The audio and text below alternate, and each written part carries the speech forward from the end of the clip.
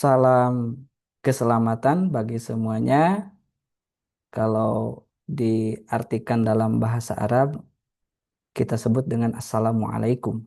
Ya, semoga keselamatan untuk Anda semuanya. Tentu juga saya sampaikan salam sehat dan salam bahagia di kesempatan ini, bahwa untuk pembelajaran metodologi di level 4 di hari ini, Anda tanggal 11 September ya 2025, di hari Kamis ini ada dua unit kompetensi yang akan dipelajari. Nah, di antaranya adalah, coba kita cek dulu ya untuk materinya. Oke. Nah, di sini Anda bisa melihat beberapa agenda untuk hari ini ya, yaitu ada di nomor 4 untuk merencanakan penyajian materi, dan juga ada di nomor 5 merancang media pembelajaran. Ini adalah satu kesatuan yang memang saling keterkaitan. Tentu saja ini juga berkaitan dengan materi di yang pertama sampai yang ketiga, dan materi selanjutnya ya yang keenam sampai dengan yang ke-14 pada KKNI level 4 ini. Nah, ini secara teoritis ya, Anda memang perlu punya sedikit wawasan dulu mengenai teori-teori dalam merencanakan penyajian materi ini. Di antaranya, kita perlu tahu apa bedanya lesson plan dan session plan. Nah, secara persiapan ya sebenarnya ini sama saja ya. Jadi merupakan satu dokumen yang disiapkan ketika akan mengajar. Cuman skupnya saja yang berbeda ya antara session plan dan lesson plan. Sehingga untuk memudahkan di bidang metodologi pelatihan, kita sebut session plan itu sebagai rencana kegiatan atau rencana sesi kegiatan begitu ya. Jadi ada tambahan sesinya gitu. Sedangkan kalau lesson plan disebut rencana pembelajaran atau rencana kegiatan pembelajaran. Nah, disebut sesinya ini memang kalau durasi waktunya misalnya di bawah 45 menit gitu ya, di bawah 1 JP, maka kita umumnya menyebut session plan. Tapi kalau di atas 45 JP atau sama dengan 45 JP, itu kita sepakati sebagai lesson plan gitu. Nah, kemudian di dalam lesson plan atau session plan sendiri kan biasanya ada yang namanya judul ya, judul materi. Di judul materi ini, Bapak dan Ibu memang secara spesifik di level 4 ini nanti kan akan diarahkan pada micro teaching pelatihan jarak jauh ya. Tentu saja berbeda dengan eh, micro teaching ketika di level 3 ya, melaksanakan pelatihan tatap muka secara langsung dan offline begitu ya. Nah, ini kita akan arahkan tetap ke materi pengetahuan, tetapi nanti dalam penyampaiannya dilakukan secara online atau secara pelatihan jarak jauh. Untuk judul materi sendiri ya, Anda bisa mengacu rencana pembelajaran, rencana sesinya itu adalah mengacu kepada indikator unjuk kerja baik pada matrik pelatihan kerja atau silabus yang termuat di dalam dokumen program pelatihan gitu ya. Jadi kalau ditanya judul materi ranah pengetahuan itu diambil dari mana? Bisa dari matrik pelatihan kerja atau dari silabus yang termuat di dalam program pelatihan gitu. Nah, kemudian hal yang penting di dalam session plan itu ada rumusan tujuan ya, di mana ada A, B, C, dan D. Ya, masing-masing ini penjelasannya. Kemudian juga ada informasi yang harus dikumpulkan oleh instruktur dalam rangka mempersiapkan diri ini. Di antaranya ada 3 hal, yaitu peserta pelatihan, program pelatihan, dan sarana pelatihan atau sarana fasilitas pelatihan. Adapun mungkin misalnya berkaitan dengan anggaran atau pembiayaan itu umumnya tidak menjadi konsen bagi instruktur. Nah, yang dalam proses perencanaan ini, ya ininya saya hapus dulu dikit ya.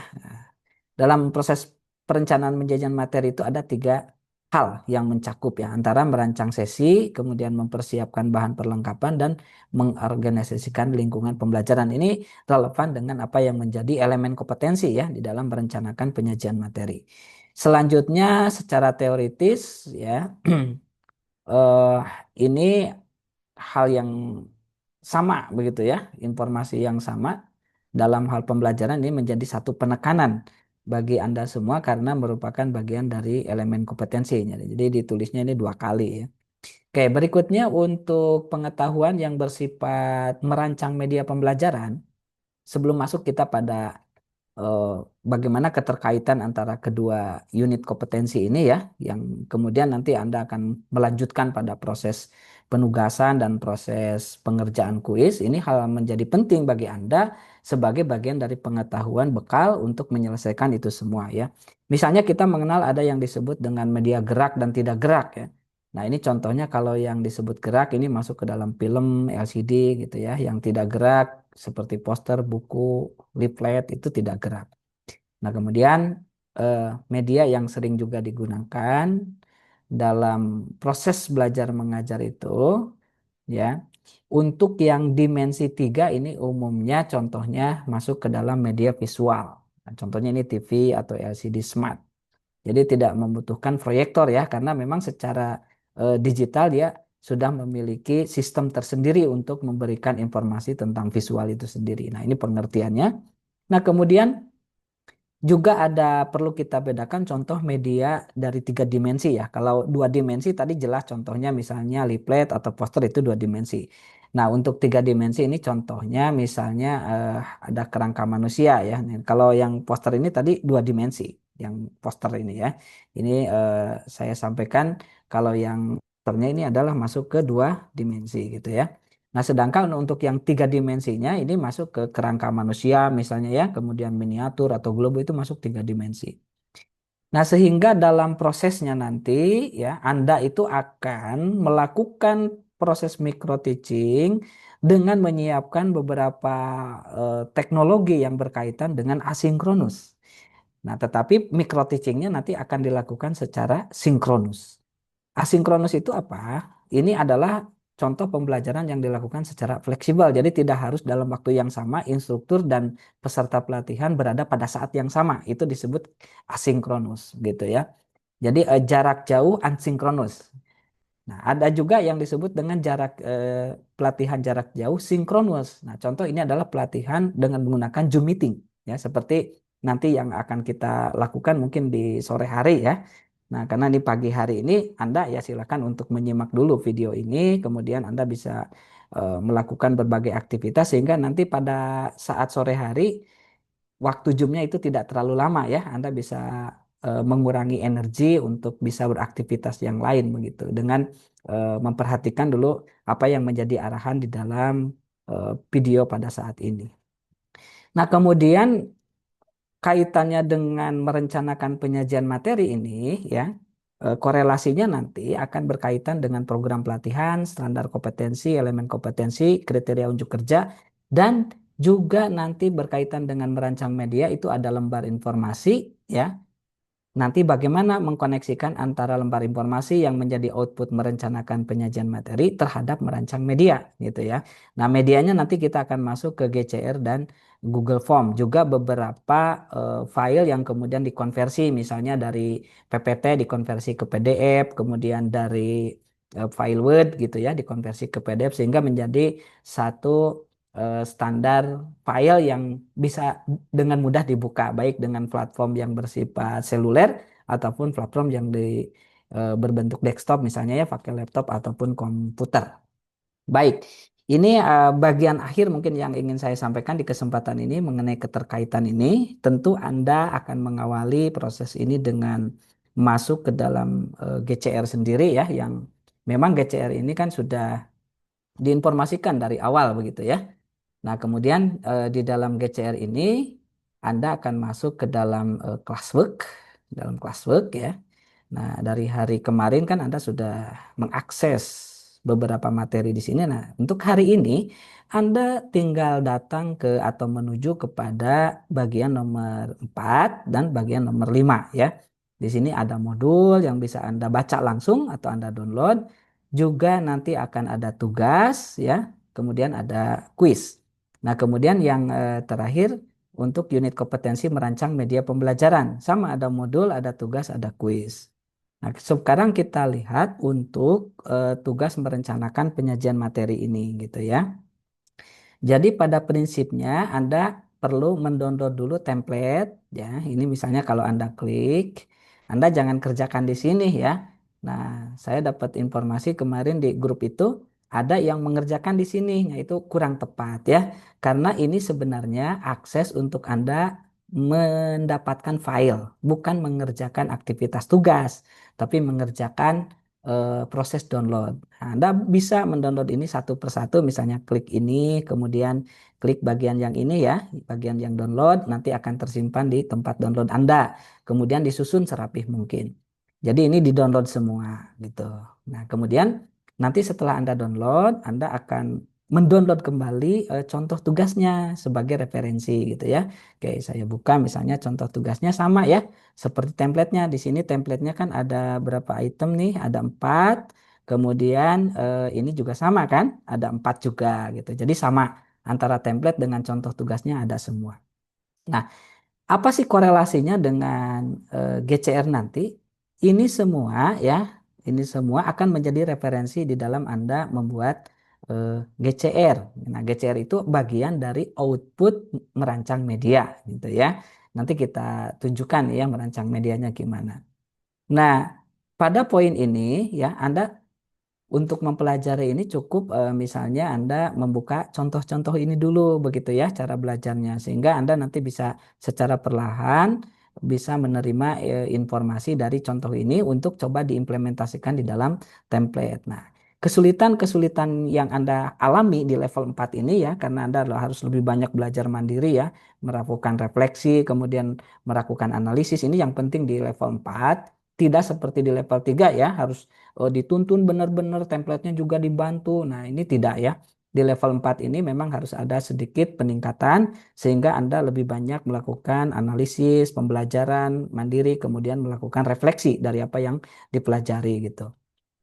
Nah, di situ nanti coba kita lihat ini akan dikonversi menjadi Google Form ya. Soal evaluasi akan dikonversi menjadi Google Form. Kemudian slide presentasi ini akan dikonversi menjadi file PDF. Kemudian lembar informasi ini akan dikonversi menjadi PDF juga sebagai bagian atau miniatur dari modul yang ada di dalam GCR nanti atau Google Classroom ya.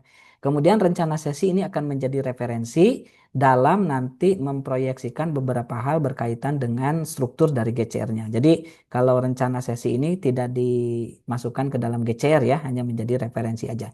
Tetapi 3 file antara lembar informasi, slide presentasi, dan contoh soal evaluasi itu akan menjadi bahan ya untuk bisa masuk ke GCR. Oke, itu satu ya. Kemudian kita lihat output berikutnya untuk output yang merancang ya, merancang media pembelajaran ya. Di sini Anda dalam membuat GCR ada apa namanya video yang bisa Anda ikuti. Kalau memang Anda belum paham betul ya bagaimana cara membuat GCR, Anda bisa ikutin ini. Kemudian ada satu file lagi yang harus Anda isi ya sebagai output dari merancang media. Nanti ada di sini ya. Ini outputnya ada di sini templatenya. Nah, kemudian contohnya juga ada di sini. Contoh untuk bagaimana hasil keluarannya gitu ya. Oke, kita lihat deh contohnya ya sebentar nih. Ini kita lihat proyeksinya dari rencana sesi ya. Di rencana sesi harus terkorelasi ya terhadap contoh. Nah, gitu ya. Oke, misalnya gini ya. Di sini eh, kode unit, judul unit, elemen kompetensi ini harus masuk di dalam bagian yang ini ya. Di bagian desain ini. Contoh ini ya, SKK ininya merefer kepada ini, kemudian pada program pelatihannya punya Anda itu ada berapa? Kalau yang ini kita asumsikan 80 JP. Kemudian kode unit, judul unit ini masuk diambil dari session plan ini. Ini korelasinya.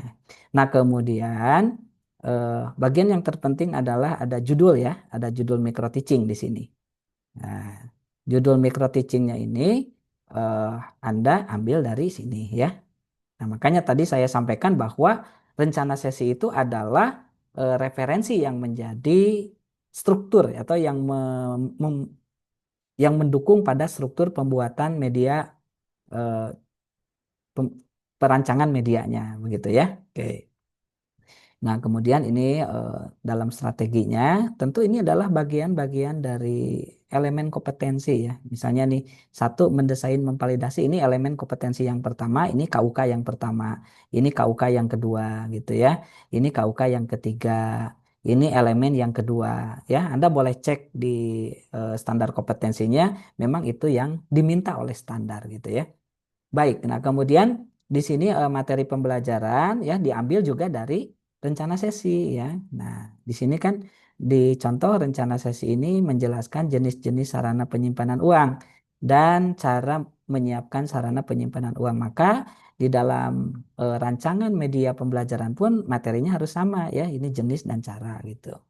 Oke, sampai pada eh, bagian akhir ya di KUK 3.2 ini Anda harus memperlihatkan hasil pengembangan media pembelajarannya gitu ya.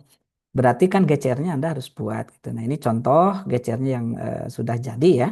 Nah, ini kalau diklik nanti akan terbuka seperti ini, tapi Anda harus daftar sebagai peserta kalau ingin lihat secara jelas gitu ya strukturnya. Jadi GCR yang Anda buat itu minimal ada pendahuluan, kemudian ada informasi seperti ini ya. Oke. Nah, kemudian ini mungkin kalau kurang besar, coba saya perbesar dulu ya. Biasanya kecil kalau dalam tampilan video ya. Oke. Eh, ada informasi seperti ini gitu ya. Nah, kemudian materi. Nah, ini materi ini adalah lembar informasi dan PPT gitu ya untuk materi yang masuk di dalam GCR Anda nanti.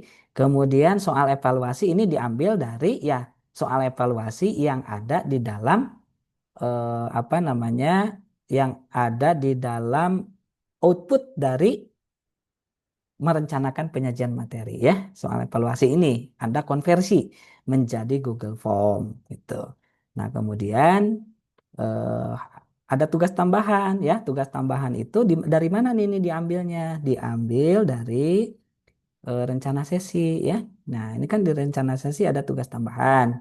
Instruktur memberikan tugas tambahan, membuat rangkuman, di tugasnya dikumpulkan pada pertemuan berikutnya melalui GCR. Nah, makanya di GCR itu harus ada kapan nih, bagaimana mengumpulkannya gitu ya. Jadi seperti ini Anda buat Google Form-nya, misalnya seperti ini bentuknya ya.